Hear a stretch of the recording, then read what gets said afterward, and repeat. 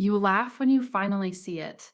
Not a cruel laugh, not a mocking one, but the kind that comes from a quiet realization, the kind that says, so that's what this was all along. Because for so long, it felt like you were dealing with someone impossibly complex, someone mysterious, someone who changed moods without warning, who felt close one moment and distant the next. Someone who made you question yourself, your worth, your words, your timing, your patience.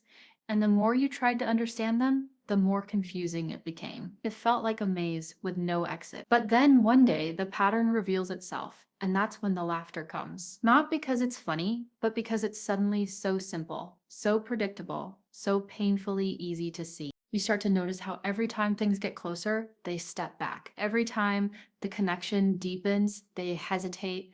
Every time the emotional intensity rises, they create distance. At first, you thought it was something you did. Maybe you talked too much. Maybe you cared too much. Maybe you asked for too much reassurance. Maybe you were too emotional, too affectionate, too available, so you adjusted yourself. You softened your words. You waited longer before replying. You gave more space. You tried to become easier to love. But no matter how much you changed, the pattern stayed the same because it was never about you. It was about the way they experience closeness. And once you understand that, something shifts inside you. The confusion fades. The anxiety loosens its grip. The emotional chaos begins to quiet down. You stop trying to solve them like a puzzle. You stop trying to win their approval like it's some kind of prize. And that's when the truth hits you. They're not impossible to understand. They're not unpredictable. In fact, once you recognize the cycle, they become almost too easy to read, too easy to anticipate, too easy to understand. They look mysterious from the outside.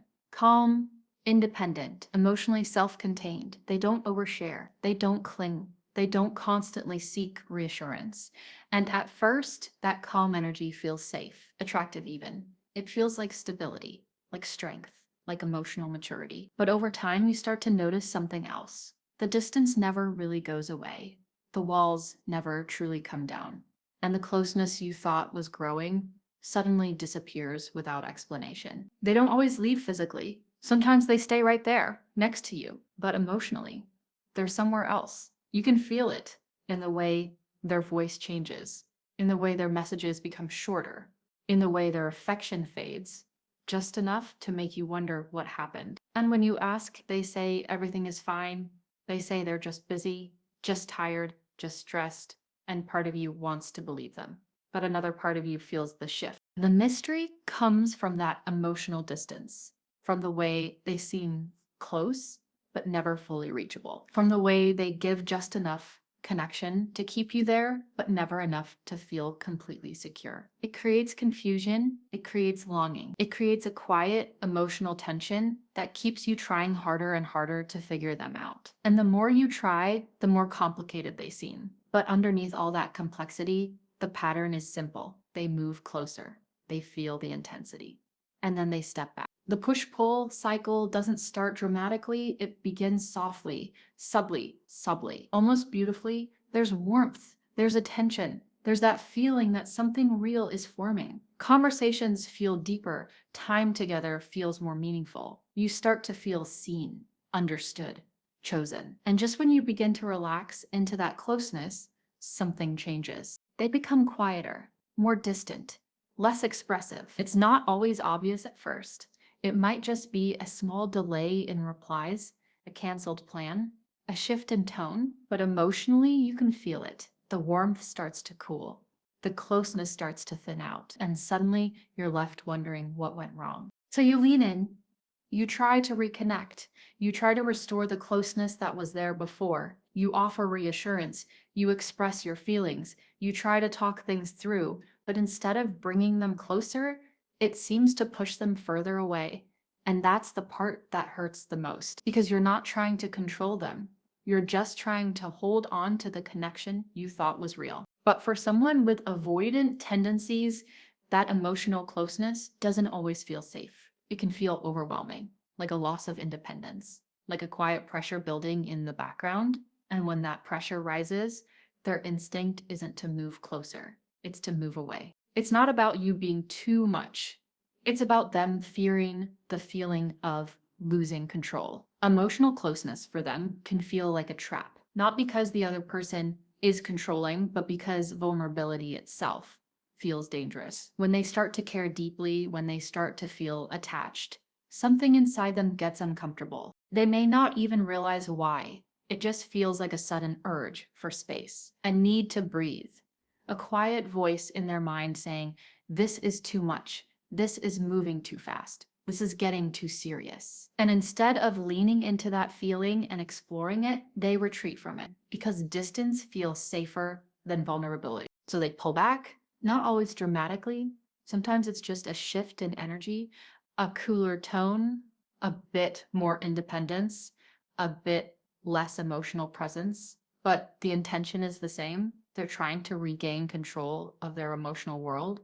They're trying to make sure they don't get too attached because deep down, attachment feels risky. And that's why the pattern repeats. Not because they enjoy hurting people, not because they're heartless, but because closeness activates a fear they don't always understand. For them, emotional intensity doesn't always feel romantic or exciting. It can feel like danger, deep conversations, heavy feelings, serious commitments, big emotional expectations. These things don't just feel meaningful to them.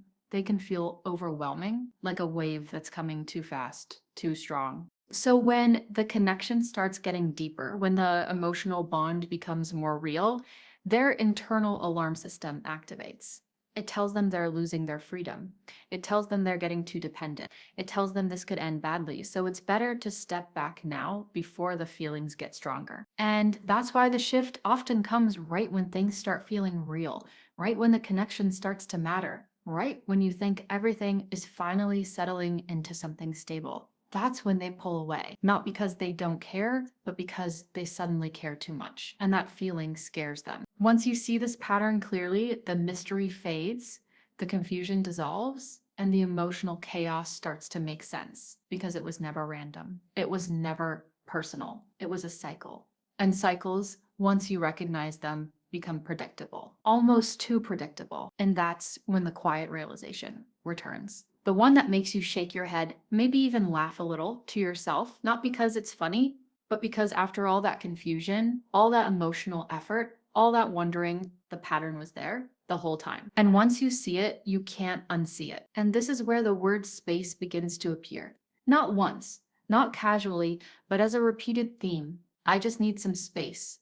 Things feel a little overwhelming. I need time to think. At first, those words feel like rejection. They sound like distant. They sound like a polite way of saying, "I'm not that into you." But for someone with avoidant patterns, space isn't always about you at all. It's about their nervous system trying to calm down. Closeness, for them, can feel like standing too close to a fire. It's warm, it's comforting, it feels good at first. But if they stay too close for too long, the heat starts to feel unbearable. Their instinct is to step back, not because the fire is bad, but because they need distance to feel comfortable again. Space becomes their way of regulating their emotions. It's how they return to a sense of independence, control, and calm. But from your side, that space doesn't feel calm. It feels confusing. It feels like silence. Where there used to be warmth, it feels like a door slowly closing. And the hardest part is not knowing whether that door will open again. So you wait, you wonder. You replay conversations in your mind. You look for signs that things are okay, but to them, this distance feels normal, necessary, even. It's how they reset. The moment they start to pull away is rarely dramatic. It's quiet, subtle, almost invisible to anyone who isn't emotionally invested, but you feel it instantly. Messages that once came quickly now take hours.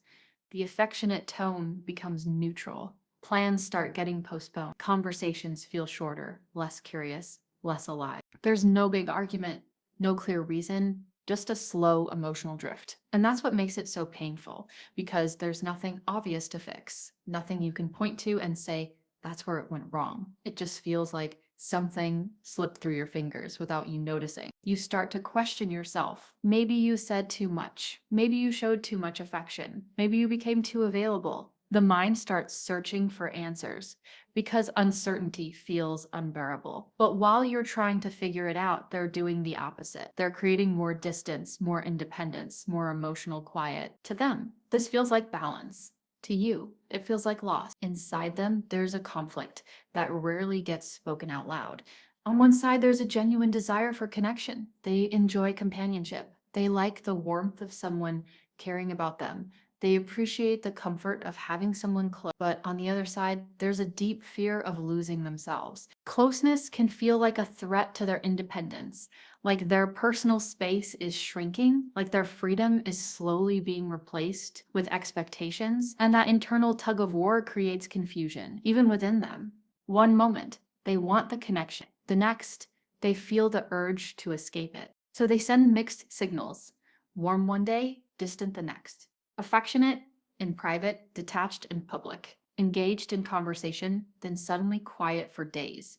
And while it may look like inconsistency from the outside, inside them it feels like survival, like they're constantly trying to find the perfect distance where they can have connection without feeling trapped. But that distance is always changing, and that's why the pattern keeps repeating. When someone starts pulling away, the natural instinct is to move closer, to reach out, to reassure, to fix whatever feels broken. It comes from a place of care, not control. But with avoidant patterns, that instinct often backfires. The more you chase, the more pressure they feel. The more you try to talk things through, the more overwhelmed they become. The more you seek reassurance, the more they feel like they're being pulled into emotional territory they're not comfortable in. To them, it doesn't feel like love. It feels like obligation. It's like expectation, like emotional weight they're not ready to carry. And instead of leaning into the connection, they retreat further. They take longer to respond. They become less expressive. They create even more distance. And from your side, it feels like you're trying to save something while they're quietly letting it slip away. The more effort you give, the less response you get. It creates a painful imbalance. One person moving closer, the other stepping back. And that's when the emotional exhaustion begins. Because you start to realize that your effort isn't bringing them closer. It's pushing them further away. Sometimes their distance isn't just about needing space. Sometimes it's a quiet test, not a conscious one, not a manipulative one, but an unconscious way of seeing how you react when they step back. They pull away and they watch. Will you panic? Will you chase? Will you demand answers? Will you create emotional drama? Or will you stay calm? Will you respect the distance? Will you continue living your life without clinging to them? Avoidants feel safer around emotional stability. They feel more comfortable with people who don't create intense reactions to their distance. It's because intense reactions confirm their fear that closeness leads to emotional chaos. But calm responses create something different. They create safety. So when they step back and you don't chase, something unexpected happens. They notice. They feel the difference. The emotional pressure they were expecting never comes, and that absence of pressure feels strange, almost unsettling, but also safe. And that's where the pattern begins to shift. Not because you forced it, not because you convinced them, but because you stopped playing the role they expected you to play. And when that role disappears, the dynamic quietly starts to change. When you stop chasing, something inside them begins to soften in a way they don't fully understand. They don't always notice it right away. At first, they just feel relief. The pressure is gone. The emotional weight they thought was coming never arrived. There are no long messages demanding answers, no emotional confrontations, no heavy talks about the future, just quiet space. And that quiet space feels safe to them. Avoidants are deeply sensitive to emotional pressure, even when it's gentle or well-intentioned. They read expectations in small things, a tone, a pause, a message sent at the wrong time. But when someone remains emotionally steady, calm, and self-contained, it creates a different kind of environment, one where they don't feel like they're being pulled into something they can't control. They begin to relax around that energy. They don't feel the need to escape. They don't feel cornered, and for the first time, the connection doesn't feel like a threat to their independence. It just feels like something that exists without pressure. And that's when they start to respect you in a deeper way. Not because you're distant, not because you're cold, but because you're emotionally stable. You don't react from fear. You don't beg for attention. You don't create chaos just to feel close. And to someone who fears emotional overwhelm, that kind of stability feels rare. It feels safe. It feels different from what they're used to. Detachment confuses them more than anything else because, in their experience, most people respond to distance with more intensity, more questions, more emotional reactions. But when you quietly step back into your own life, something shifts in their perception. They start wondering what changed. They replay past conversations in their mind. They think about how you used to respond compared to now. The absence of emotional pursuit creates a strange silence in their world, and that silence makes them curious. It's not that they suddenly become deeply emotional or expressive. That's not how their system works. But the curiosity grows, they check your activity, they notice your absence, they wonder if you're still thinking about them. They begin to feel the emotional space that used to be filled by your presence. And that space doesn't feel as comfortable as they expected, because while they wanted distance, they didn't necessarily want to be forgotten. They wanted freedom, not disconnection. They wanted space, not disappearance. And when you stop chasing, they start feeling the difference between those two things. This is where the power dynamic quietly flips, not in a manipulative way, not in a game playing way, but in a natural emotional shift. Before, you were the one reaching out, wondering, waiting, hoping your emotional energy was directed toward them. And they were the one deciding how close or distant the connection felt. But when you stop chasing, that balance changes. Now you're focused on your own life, your own growth, your own peace. You're not waiting for messages. You're not analyzing every word. You're not building your emotional world around their responses. And that quiet independence changes the way they see you. You're no longer someone who feels emotionally dependent on them. You're someone who feels whole on your own. And to an avoidant, that kind of emotional independence is incredibly attractive because it doesn't threaten their sense of freedom. It doesn't make them feel responsible for someone else's emotional stability. And without realizing it, they start leaning back in, slowly, carefully, not with big confessions or dramatic gestures, but with small signs, a message, a reaction, a subtle attempt to reconnect. Their curiosity doesn't always look like love. It often looks quiet, almost invisible. They might scroll through your social media. They might reread old conversations. They might wonder who you're spending time with.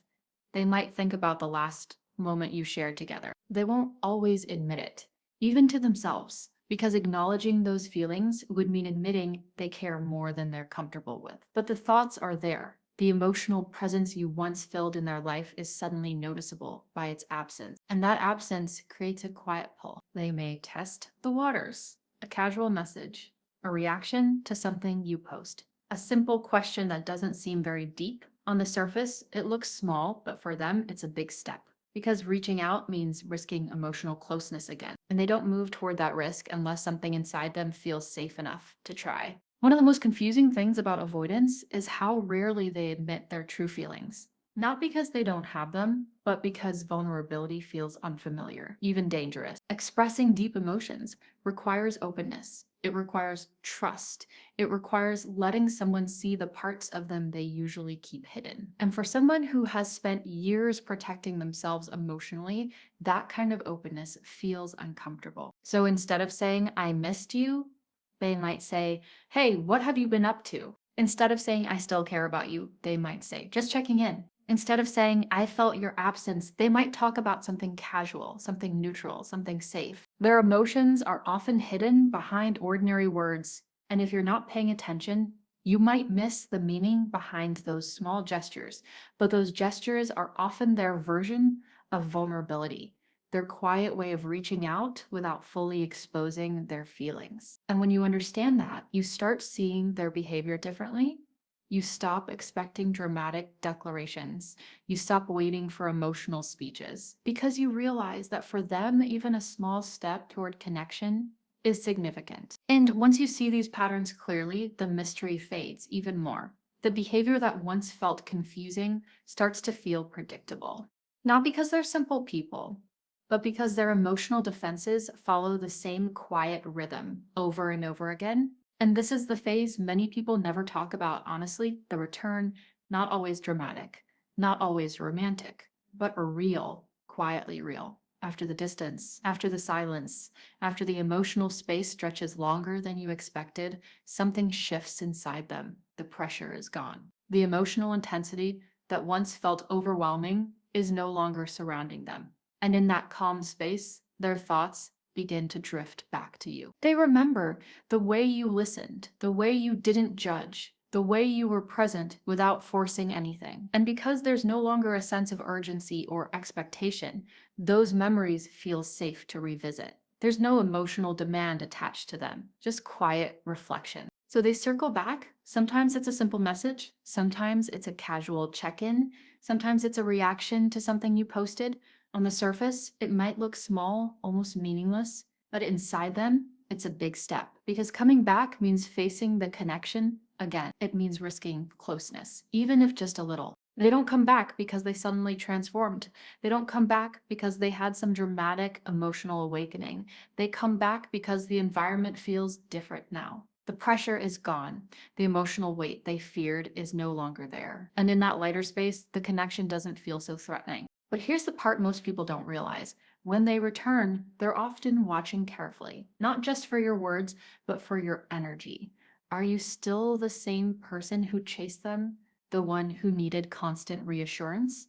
The one who reacted emotionally to every shift? Or are you different now, calmer, more grounded, less dependent on their presence? Because that difference determines everything. What they truly need is intensity. It isn't dramatic declarations of love. It isn't constant emotional talks or big romantic gestures. What they need, more than anything, is emotional safety. And emotional safety doesn't come from someone who is perfect. It comes from someone who is steady. Someone who doesn't explode when things feel uncertain. Someone who doesn't chase when distance appears. Someone who can hold their own emotional balance without relying on the other person to regulate it. They need consistency, not constant attention, but predictable emotional energy. They need calmness, not emotional coldness, but a steady presence that doesn't feel overwhelming. They need space, not emotional abandonment, but room to breathe without feeling guilty. When they sense those qualities, something inside them relaxes. The walls don't disappear overnight, but they soften. The defenses don't collapse completely, but they loosen just enough for connection to feel possible. And that's when the relationship starts feeling different. Not like a storm of emotions, not like a constant push and pull, but like something quieter, slower, more stable, something that doesn't threaten their independence. The biggest mistake people make with avoidance is trying to fix them, trying to understand every thought, trying to analyze every behavior, trying to become the perfect partner who finally breaks down their walls. But love isn't supposed to feel like a project. It isn't supposed to feel like a puzzle you have to solve. And when you make someone else your emotional mission, you slowly lose yourself in the process. You start adjusting your behavior constantly. You stop expressing your needs. You walk on emotional eggshells. You become quieter, smaller, more cautious. And over time, you don't even recognize yourself anymore. The relationship becomes less about connection and more about survival. But the truth is, you can't fix someone's attachment patterns for them. You can't force emotional growth. You can't love someone into becoming a different person. They have to want that growth themselves. And once you realize that, something inside you shifts. You stop trying to change them. You stop trying to control the outcome. You stop chasing emotional security in someone who isn't ready to give it. Instead, you turn your focus inward. You rebuild your own emotional balance. You reconnect with your own needs, your own peace, your own sense of self. And that's when the dynamic changes for real. At some point, the pattern reaches a breaking point, not always dramatically, not always with a big fight or a final goodbye. Sometimes it ends quietly with a realization, with emotional clarity. Either the avoidant begins to grow slowly, imperfectly, but genuinely, or the other person decides they've had enough of this cycle, enough of the push and pull, enough of the uncertainty, enough of feeling like they have to earn closeness. Because patterns can only repeat for so long before something gives. Either the avoidant learns to face their fears of closeness, or the other person learns to walk away from emotional inconsistency. And when that moment comes, it's rarely filled with anger. It's often filled with a quiet kind of sadness. A realization that the connection was real, but the timing, the patterns, the emotional readiness just didn't align. It's not about blaming anyone, it's about recognizing that love alone isn't always enough to overcome deeply rooted emotional defenses. And this is where the story finally comes full circle, back to that quiet laugh, that moment of realization. Because after all the confusion, all the emotional ups and downs, all the sleepless nights and unanswered questions, you finally see the pattern for what it was. Not a mystery, not a personal rejection, not some complicated emotional riddle, just a cycle. They moved closer, they felt the intensity, they pulled away. You chased. They retreated further, you felt confused, and the pattern repeated itself again and again. But once you understand it, the game loses its power. The emotional chaos settles. The confusion fades. You stop trying to decode every message, every silence, every shift in tone. You stop taking their distance as a reflection of your worth because you finally see the truth. Avoidants aren't too easy as people. They carry deep fears, deep defenses, deep emotional wounds. But their pattern, their cycle, once you recognize it, becomes almost predictable. And when something becomes predictable, it stops controlling you. So you stop reacting from fear. You stop chasing from anxiety. You stop losing yourself in someone else's emotional walls. And that's the real shift. Not when they come back, not when they open up, but when you finally understand the pattern and choose your peace over the cycle.